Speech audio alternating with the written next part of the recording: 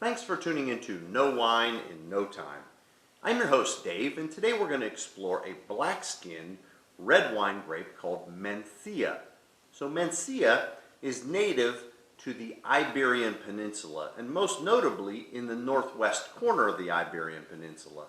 Now, as geography shows us, the Iberian Peninsula juts out from Europe and contains the modern-day countries of Spain and Portugal. Currently, Spain has about 22,000 acres of Mencia under vine, and Portugal about 6,000. Now, this grape has had kind of a long and troublesome past, and what the problem was, because it's grown and native to northwest Spain, that typically has always been the floodplain for the Iberian Peninsula. And because of that, the wines that were produced were over-cultivated and produced a very diluted, very lean wine. But Mencia has something very interesting going for it, and that is it has a large amount of compounds called terpenoids. And what terpenoids are things that add to the aromatics of wine. And terpenoids, as they apply to Mencia, actually have a little bit of a floral and very overtly fruity component to them. So the new movement is to really take Mencia and make sure it achieves its greatest potential.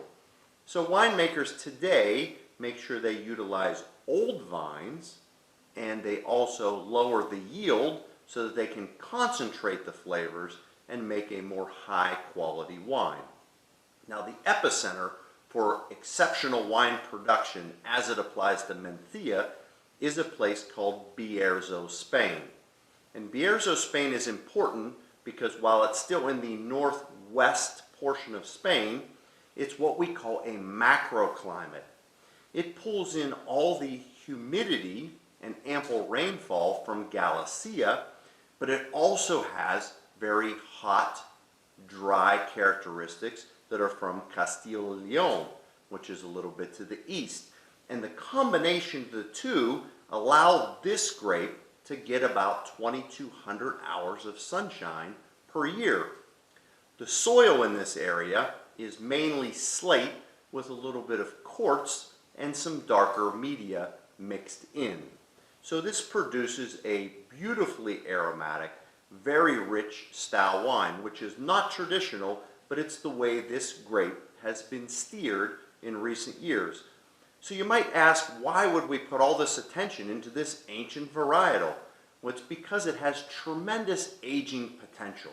When Mencia is actually placed on the rack, it can age 20, 30 years, and it becomes better and better. So what exactly can we expect when we go into a store and pick out a Mencia, if you can find one? Well, this is a wine that, first off, we'll take a look at it. It has a little bit of a transparency around the edges. It's really quite beautifully purple in the glass and really quite pretty with a little bit of, I would say, ruby or garnet around the edges. If we swirl to liberate the aromas, this is where the terpenoids really come and leap out of the glass. The first thing I smell when I sniff this Mencia is somewhere between a tart strawberry and a little bit of pomegranate. But then I'm starting to get a little bit of a, let's say, purple flower type of persona, almost somewhere in between lilac and maybe a hyacinth. So really quite interesting. And in the very background, I'm almost getting a little bit of anise or licorice. So this wine comes to us from Marquis de Toro, and this is a 2016 vintage. So let's go ahead and taste it and see how it presents itself.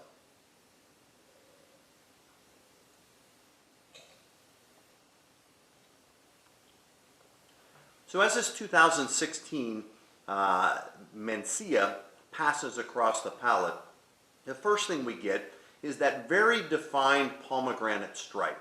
It almost is bordering on pomegranate juice, but yet with a significant spicy flair to it.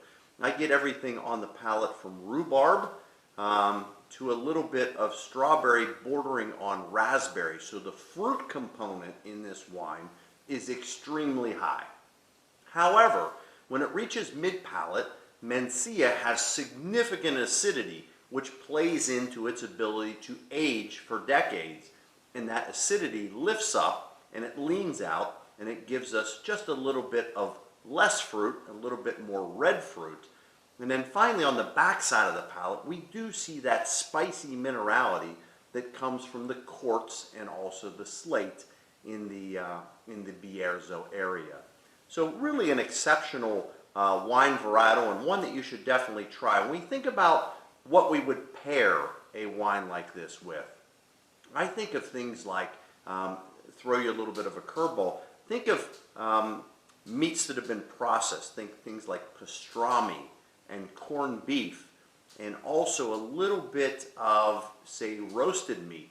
This is a wine that, because of its significant tannic structure, needs a little bit of fat and a lot of protein to kind of neutralize the tannins and allow those beautiful, elegant fruit flavors to shine through. So I'm going to enjoy a little bit more of Marquis de Toro's creation, and I ask that you come back next time, because soon you'll know wine in no time.